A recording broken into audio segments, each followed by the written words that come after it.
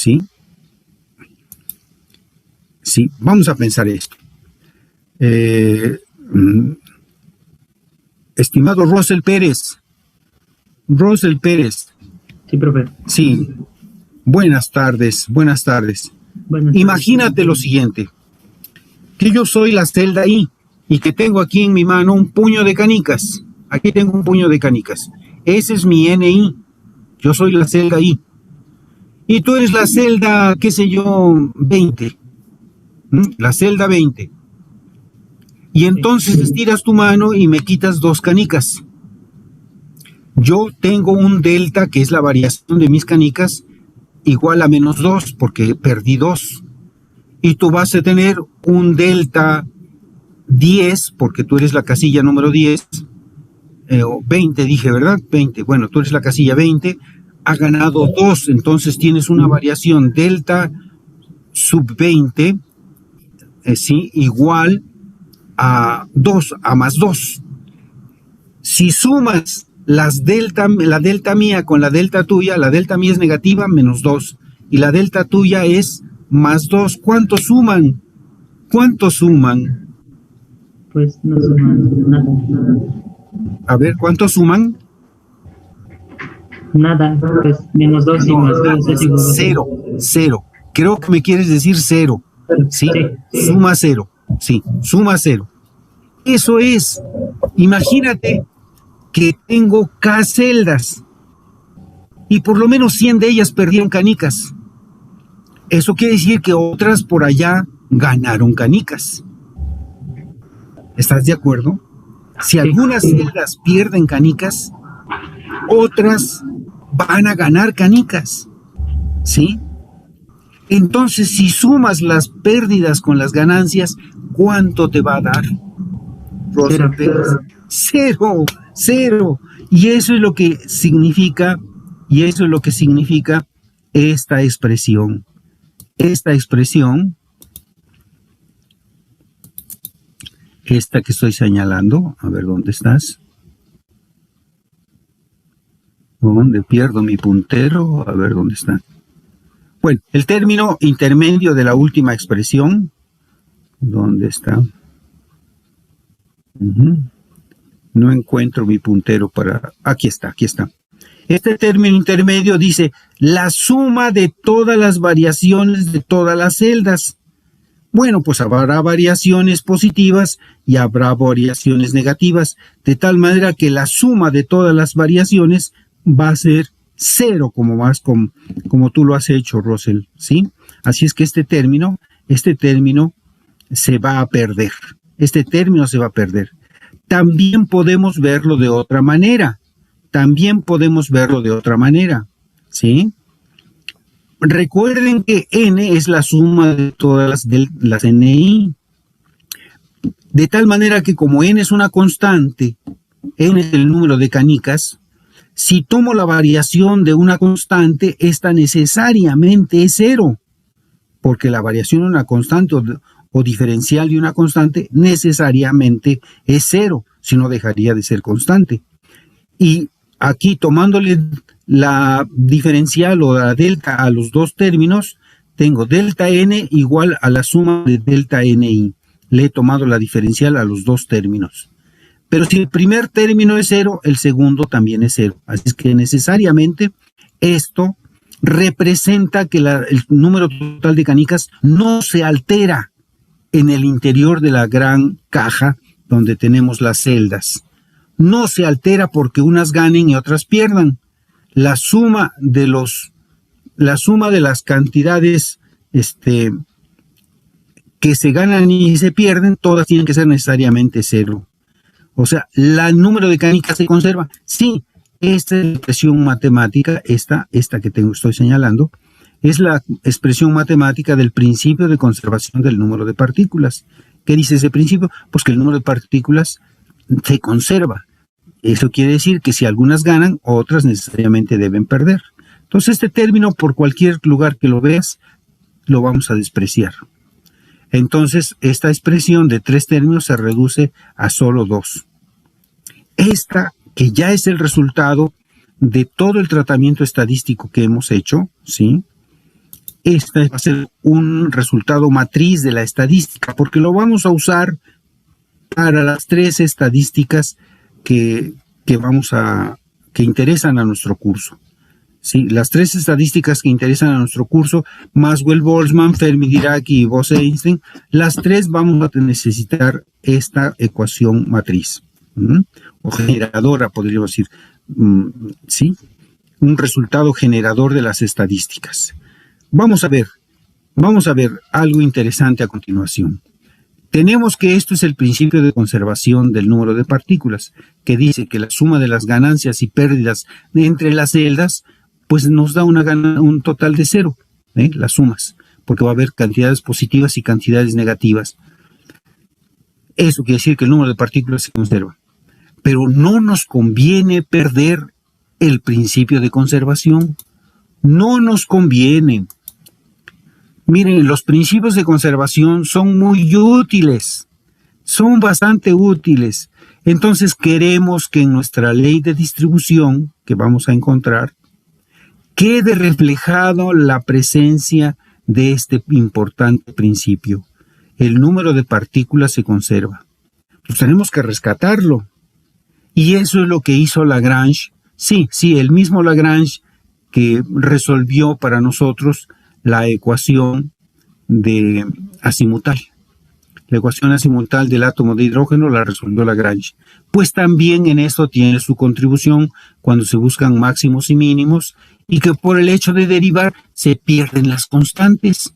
Sí, los términos constantes como son la conservación de la energía y la conservación del número de partículas se pierden al momento de derivar, pero no nos conviene. Entonces hay que recuperarlos. Miren con qué forma tan inteligente nos enseña Lagrange que se deben rescatar los principios de conservación. Ahí tenemos la ecuación matriz o generadora de las estadísticas, sí, y tenemos la expresión de conservación de las partículas. Bueno, es un 0, véanlo, es un 0. De manera que si a este 0 lo multiplico por un número alfa, sigue siendo 0, porque un 0 multiplicado por 0, pues sigue siendo 0. A es una constante que le vamos a llamar multiplicador de Lagrange. Bueno, si esto es un 0, pues lo puedo meter en la ecuación generatriz. No la va a alterar, es decir, le vamos a sumar un 0. Le sumo un 0. Vean, ya lo metí aquí, multiplicado por alfa. Ya lo metí allí, ¿sí? Es un 0. De todas maneras, la suma de los dos anteriores era 0, más otro 0, sigue siendo 0. Pero ahora ya puedo factorizar y dejar huella del principio de conservación del número de partículas. Ya factoricé, saqué la sigma como factor común y saqué la delta NI como factor común. Ahí está, ya la saqué como factor común. Ahora hay que resolver esta ecuación. Recuérdense que cuando se calculan valores extremos, ¿sí?, se llega a una ecuación que hay que resolver. Y entonces allí es donde se encuentran los puntos, las coordenadas del punto que extremaliza la función, ¿sí? Entonces, este es el resultado de aplicar el criterio del cálculo. Hay que resolverlo. Aquí dice que 2 factores es igual a 0. Bueno, cada término de la sumatoria está integrado por 2 factores. Y esto debe dar 0. Y ahora, esto tiene varias soluciones. La primera solución es que delta NI sea 0. ¿Sí? Soluciones. Delta NI es 0. Miren, aquí me faltó ponerle el 0, ¿sí? Igual a 0. ¿Será una buena solución?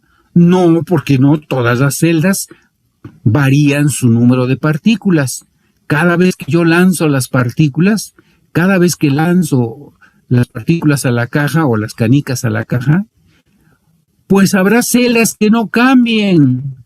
Claro, habrá celdas que sí cambian. ¿Sí? Habrá celdas que sí cambian, pero no todas. Entonces esto no va a ser 0 siempre. Algunas no cambian, otras sí cambian. Pero yo necesito que sea siempre 0. Entonces esto no es una buena solución.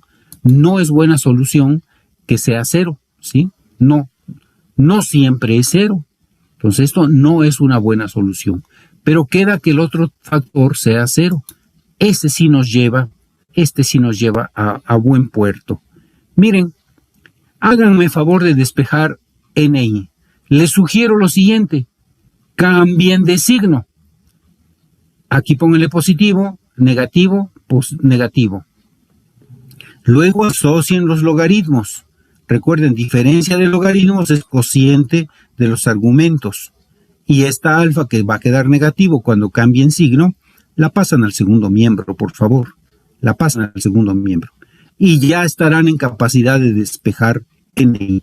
Es decir, vamos a saber cuántas partículas tiene que haber en la celda iésima en situación de máxima probabilidad. Por favor, tomen lápiz y cuaderno y despejen NI. Despejen NI, por favor.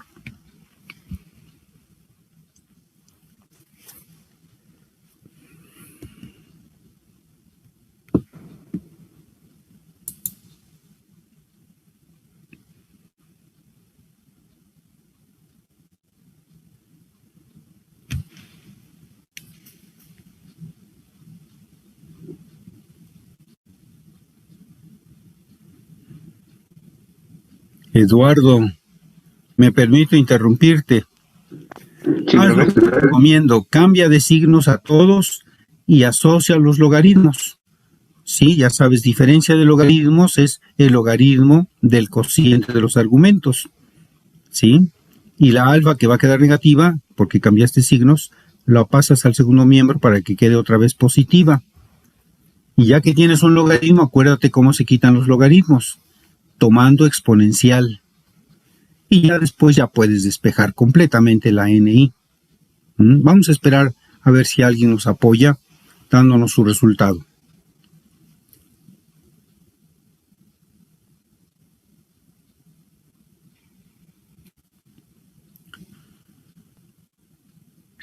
Me salió NI es igual a E a la A por GI. Sí, correcto. Es un resultado excelente. Es un resultado buenísimo. Sí, primero cambiar de signos, luego asociar las dos cantidades que tienen logaritmo. ¿Sí? Diferencia de logaritmos es logaritmo del cociente de los argumentos. Igual a alfa. Y luego para que te dé el logaritmo, pues se toma la exponencial. Sí, este es el gran resultado. Este es el gran resultado. Ahora necesitamos conocer este E a la alfa, que es donde está metido el principio de conservación del número de partículas. ¿Cómo le vamos a hacer para encontrar este E a la alfa, este multiplicador de Lagrange? ¿Cómo lo vamos a calcular? ¿Sí? Pues tomando la sumatoria a ambos miembros. Vamos a aplicarle la sumatoria al fin que ya sé a qué se reducen esas cosas. ¿Sí? Tómale sumatoria y sumatoria. Ahí está, indicado. ¿Sí? Fíjate cómo se despejan aquí las cosas. ¿Por qué lo hago así? Pues porque ya sé que la suma de todos los NI, según me dijo un compañero, es N. Y la suma de todos los GI es 1. Entonces, N es igual a E a la alfa. Ya encontré el valor de la constante del multiplicador de Lagrange. Entonces ya lo puedo sustituir. Sin embargo, aprovecho y traigo a la vista quién es GI. Esto me recuerdo que es la probabilidad a priori de la celda I, y es igual a la área que tiene la celda entre la área total. Entonces estos dos elementos los puedo sustituir en la ley de distribución que encontramos y nos da este resultado. NI igual a GI, que es AI entre A. Y por E a la alfa, que acabamos de descubrir, que es E a la alfa. En fin. A ver, pregunto, ¿este paso lo comprendieron? ¿Cómo de la misma ecuación, que es la ley de distribución que acabamos de descubrir, pero que tiene como incógnita E a la alfa, para encontrar quién es E a la alfa, apliqué la sumatoria a ambos miembros, al fin que ya sé quién es la suma del NIs y quién es la suma de los GIs. La E a la alfa no se afecta porque no tiene subíndice, no tiene subíndice que sea afectado por la sumatoria. Entonces la sumatoria afecta solamente a los subíndices I's. Entonces, el primer miembro es N, el número de todas las partículas. Y en el segundo miembro la suma de GI es la unidad. Entonces ya quedó que N es igual a E a la alfa. ¿Alguien ¿Alguien quiere que hagamos otro planteamiento? Por favor, ¿alguien? ¿Todo el mundo lo comprendió? Gaby, buenas noches. ¿Lo comprendiste, Gaby? Buenas noches, profesor. Sí. Bueno, pues mira, entonces ahora simplemente vamos a escribir de esto de una manera que nos va a ser muy útil. La n la voy a poner arriba, ¿sí? Como factor, y la a aquí, separadita. Y n sobre a es la densidad de partículas. O sea, nos va a quedar número de partículas por unidad de área. Al hacer el cociente del número total de partículas entre el área total, bueno, pues nos van a quedar partículas por unidad de área, exactamente. Sí, o sea, es la densidad de partículas multiplicadas por el área pequeña. Bueno, este resultado es justamente el que estamos buscando. Esta es la distribución de máxima probabilidad. Ya lo esperábamos.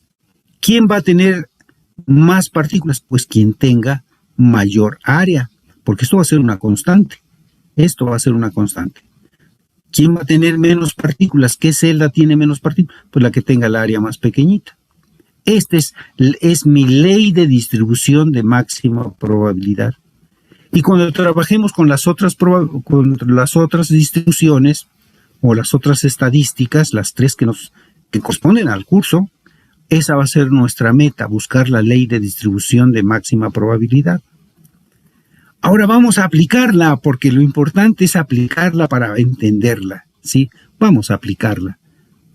Vamos a traer a la memoria el ejercicio que planteamos de un triangulito que la área 1 es 1 unidad cuadrada, la área 2 es 3 unidades cuadradas, etc.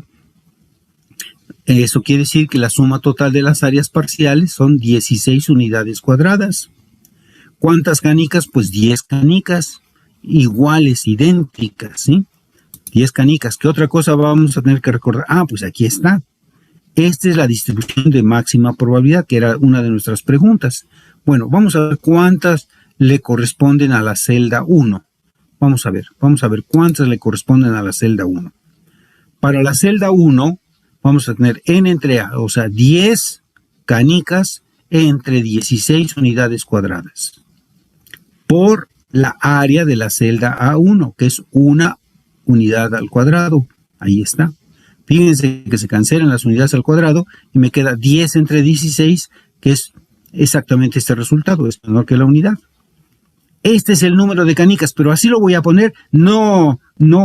Esto no significa nada, sí, o sea, no voy a poder colocar en la celda 1 seis décimas de canica. No, las canicas son indivisibles, así como los electrones son indivisibles. Las canicas aquí van a ejemplificar partículas, son indivisibles. Todo lo que sí puedo hacer es redondear, o sea, N1 sí va a ser 1. Sí, cuando pase la mitad, lo redondeo a 1. ¿Qué les parece? Vamos a hacer un segundo ejercicio, a ver cuántas canicas le corresponden a la celda 2. Entonces, N2 tiene que ser igual otra vez a N entre A, o sea, este factor se repite, multiplicado por el área de la celda 2, y la celda 2 tiene 3 unidades al cuadrado. Ahí está, se cancelan las u's cuadradas y nos queda 30 entre 16, que es 1.875. ¿Cuántas canicas voy a colocar en la celda 2? 1.8 canicas. No, esto no se puede. Sí, entonces tengo que redondear. Como 8 pasa de la mitad, entonces redondeo a 2. Así que a N2 le tocan 2 canicas. ¿Ya vieron cómo se le hace? ¿Sí? Bueno, a ver, háganme el favor de calcular las canicas que les corresponden a las celdas 3 y 4. Adelante, jóvenes. Para la celda 3 son 3. Correcto, son 3 canicas. Muy correcto, sí. Que sería 5 por 10, 50 entre 16, y el cociente, ahí está, el cociente es 3.125. Entonces, redondeamos y nada más nos queda 3. Nada más nos queda 3. ¿Cuánto creen que les va a tocar a cuántas canicas se van a anidar en la celda número 4? Toca 4. Total 4, claro que sí. Esta es la ubicación correcta, ¿sí? Esta es la más frecuente. Es la más frecuente, es lo que nos dice esto. Tenemos que comprobarlo. ¿Cómo? Calculando la probabilidad. ¿Cuál es el panorama? Ah, pues miren, así quedó. 1 en la celda 1, 2 en la celda 2, 3 en la celda 3 y 4 en la celda 4. Esto es la distribución más probable. Es la distribución más probable. Vamos a calcular ahora la probabilidad que le corresponde a esta distribución. ¿Qué valor le corresponde? ¿Qué valor le corresponde? Bueno, entonces repetimos la operación. Aquí están las áreas, el área total, el número de canicas. Y ahora me va a convenir traer a la vista cómo se calculan las probabilidades a priori para cada celda. ¿Sí? Ahí está. Área pequeña entre el área grande. Esto me da la probabilidad. ¿Por qué? Pues porque y aquí está lo que acabamos de calcular. Celda 1, una partícula, celda 2, dos partículas, etc. Esta es la distribución de máxima probabilidad. Y la probabilidad, pues tenemos que construir esta expresión. Constrúyanla. Sería 10 factorial sobre 1 factorial por 2 factorial por 3 factorial por 4 factorial. Luego G1 sería la área 1 entre la área grandota, o sea, 1 entre 16. Y esta cantidad elevada a la N1, que es 1. Sí, y así se van construyendo los 4 factores que aparecen acá. Y hacen el cálculo, por favor. Miren, yo ya lo hice. Se los proporciono para fin de darle un poquito de agilidad al asunto. Sí, ahí está. 1 entre 16 es la probabilidad de la celda 1. ¿Sí? Porque es la área 1 entre la área total. La área 1 vale 1 unidad cuadrada, por eso quedó 1,16. Luego, la probabilidad a priori para la celda 2 es 3,16, claro, pues son 3 unidades cuadradas, y así va 5,16 y 7,16. Sí, claro, porque 7 son el número de unidades cuadradas que hay del tamaño de la celda 4. Y como le tocan 4 canicas, pues tengo que elevar a la 4. Por favor, corroboren esta cifra que tengo aquí calculada, o esta operación.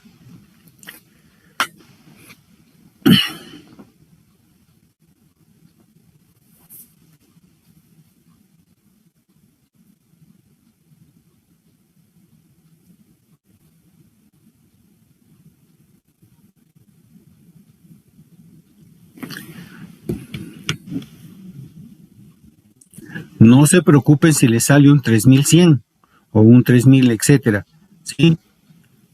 O .0030 y tantos, no, lo he escrito así para poderlo comparar con el resultado previo que tenemos, ¿sí? Si este resultado puede ser 0.0031 o etcétera, ¿sí? No se preocupen, yo lo escribí así para poderlo comparar con el resultado anterior. ¿Quién ya me hace favor de corroborar? Sí, pero a mí me dio 30 por 10 a la menos 3. Muy bien, 30 por 10 a la menos 3. Ahí está. Bien, vamos a esperar que alguien más, porque están trabajando. Vamos a esperar que alguien más desarrolle.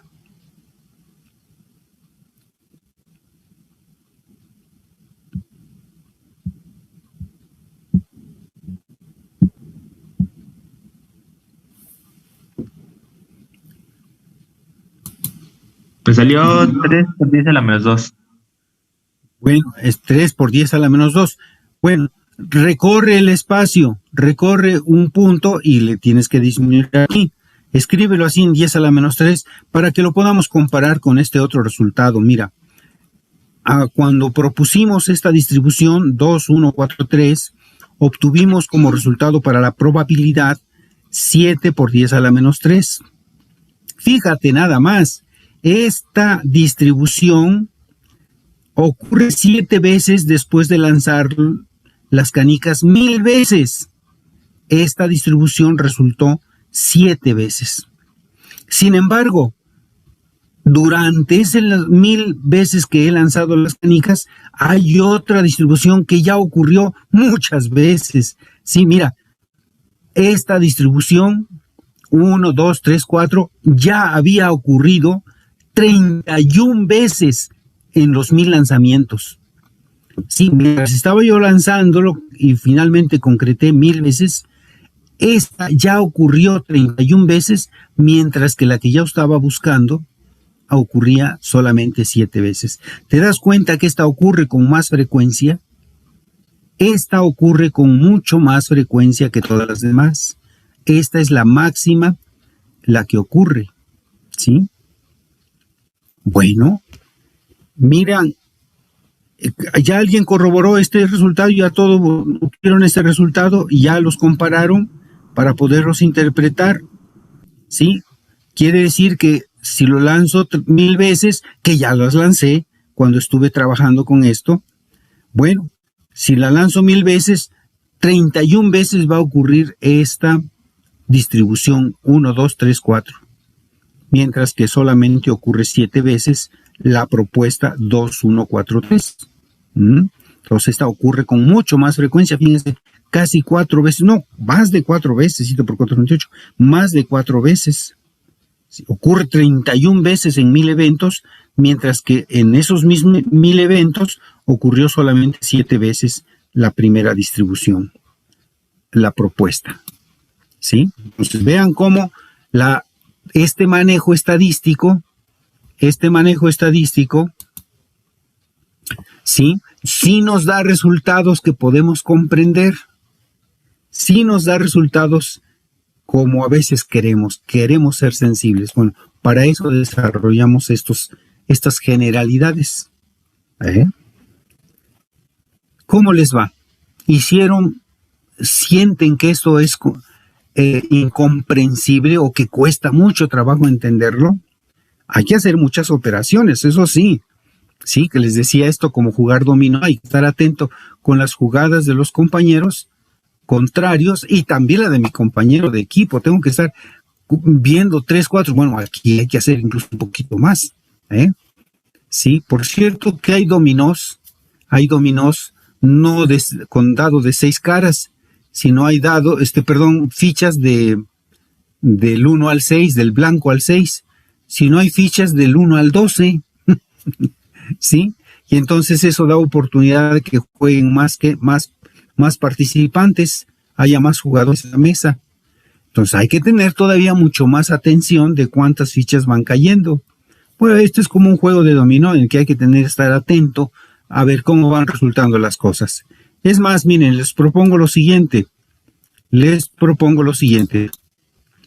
Vamos a este problemilla. Ya vemos cómo se distribuyeron 10 canicas en estas celdas. Vamos a mantener las mismas condiciones de las celdas. Vamos a mantenerla, ¿sí? Vamos a considerar también el triángulo con estas áreas. Vamos a considerar ahora 50 canicas. Por favor, hagan lo mismo que hemos acabado de concluir, que es la distribución de máxima probabilidad. ¿Qué tienen que hacer? Pues investigar cuántas canicas van a caer en la celda 1, cuántas en la celda 2, etcétera. No caigan en la tentación de solo multiplicar por 5 lo que ya hicieron anteriormente, porque van a equivocarse bastante. Recuerden que la fórmula de la probabilidad no es lineal. Hay por allí factoriales que hace que la función no sea lineal, ¿sí? Sí, entonces no vayan a pensar que simplemente se multiplica por 5. No, eso no ocurre, ¿sí? Entonces tomen nota de esto. Está en los apuntes, ese es el problema asociado a esta sección, ¿sí? Distribuir 50 canicas, triángulo, encontrar la distribución de máxima probabilidad, o sea, cuántas le toca a cada celda, y la probabilidad total máxima, o sea, el valor de la probabilidad. Muy bien. ¿Para cuándo este trabajo? Pues miren, como ya se me amontonó a mí la chamba, sí, yo les pido que sean comprensivos, me la entregan el martes.